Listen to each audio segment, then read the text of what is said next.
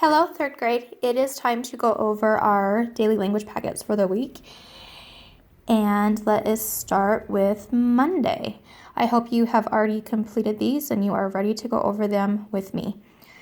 All right, numbers 1 and 2 ask us to identify if these words are common or proper noun.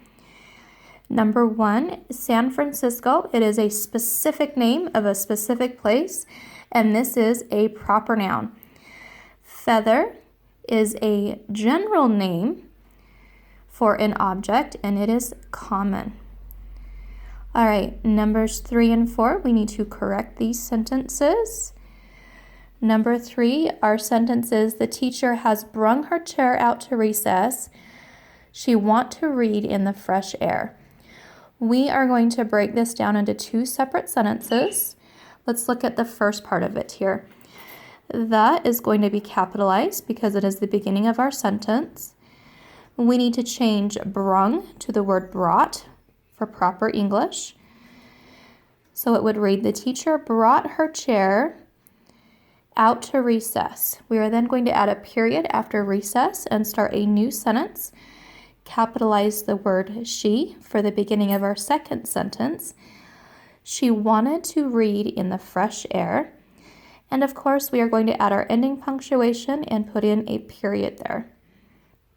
Number 4, Lori yelled, hold that door open for me. Lori needs to be capitalized because it is the beginning of our sentence, and Lori is a proper noun. We need a comma after yelled. This part of the sentence right here is what is called a tag. Now we are going to get into the dialogue portion of this sentence. Hold that door open for me. You need to have quotation marks in here because it is dialogue. You will have one before the word hold and one after me. Notice how she yelled indicates what punctuation we are using here. We are going to end our sentence with an exclamation point. Now here at the end of the sentence, we have our ending punctuation, our exclamation point, before our quotations. Your punctuation will always be inside the dialogue. All right, number 5. Give a synonym for the word burglar. Words such as crook, thief, or robber could be written here. All right, moving on to Wednesday. Complete the analogy. Number 1. Fiction is untrue as nonfiction is to true. And number 2, the capital Q is of course a capital, and a lowercase t is a lowercase letter. Moving on to number 3, identify the verb in this sentence. He blinked at the bright light. A verb is an action word, and our action in this sentence is blinked. Numbers 4 and 5, we are going to correct these sentences.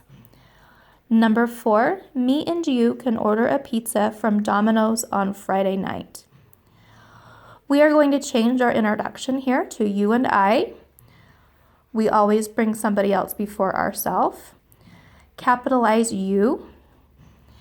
And we are going to capitalize Domino's because it is a specific name of a place. And then we need to capitalize Friday because it's also a proper noun and add our ending punctuation. All right, number 5. Have you read the book Sideways Stories from Wayside School? This sentence is a question. So as our ending punctuation, we need to have a question mark. Coming back to the beginning, we're going to capitalize have because it's the beginning of our sentence. And we are also going to capitalize Sideways Stories and Wayside School. It is part of a title.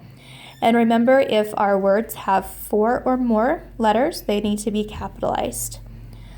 I have also underlined this in blue so you can see this, but we underline our titles of books.